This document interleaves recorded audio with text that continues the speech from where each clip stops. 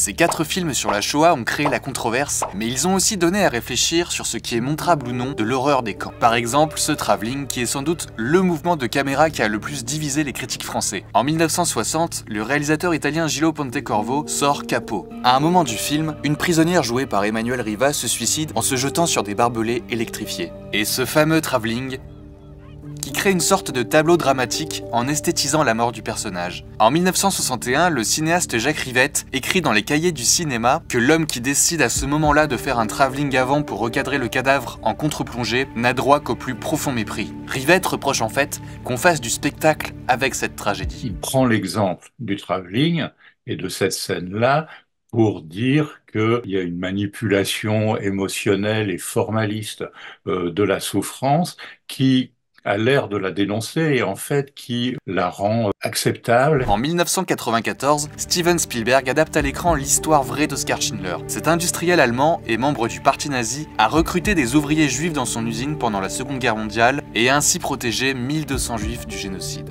La liste de Schindler remporte plusieurs Oscars dont celui du meilleur film, mais il s'attire aussi de nombreuses critiques, notamment de Claude Lanzmann, le réalisateur français du film Shoah. Lanzmann reproche à Spielberg d'avoir enfreint le tabou suprême, représenté une chambre à gaz de l'intérieur et avoir joué sur un effet de suspense intolérable. La mort de 3000 personnes, hommes, femmes et enfants, asphyxiés ensemble dans une chambre à gaz d'un des crématoires de Auschwitz, défie à la lettre toute représentation et défie à la lettre toute fiction. Alors on me dira, bon, Spielberg n'a pas fait cela, il n'a pas voulu montrer cela.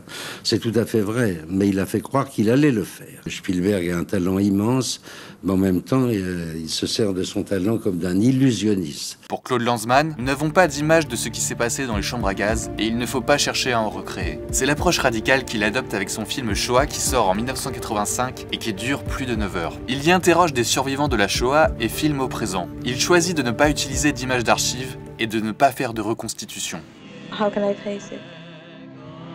Traiter au cinéma des camps de concentration sur le ton de la comédie, ça ne paraît pas être une très bonne idée comme ça. C'est pourtant ce que fait Roberto Benigni avec La vie est belle, sorti en 1998. Une famille est envoyée dans un camp. Le père, qui est juif, édulcore la réalité pour préserver son jeune fils et lui fait croire qu'il ne s'agit là que d'un jeu. Buongiorno, principessa! Le film remporte plusieurs Oscars mais suscite aussi de violentes critiques. Le journal Le Monde parle de la première comédie négationniste de l'histoire du cinéma. Le réalisateur et acteur du film se défend. J'ai parlé à beaucoup de survivants qui m'ont raconté que dans les camps, certains avaient encore la force de faire de l'humour, de paraître joyeux. En 2015, le fils de Saul fait un choix encore plus radical. Il filme l'intérieur de la chambre à gaz sans la montrer vraiment. Le réalisateur hongrois László Nemes présente un sondeur commando, les prisonniers juifs forcés de travailler dans les fours crématoires qui évoluent dans le camp d'Auschwitz. Ce qu'on a voulu faire, c'est de vraiment projeter le spectateur dans le présent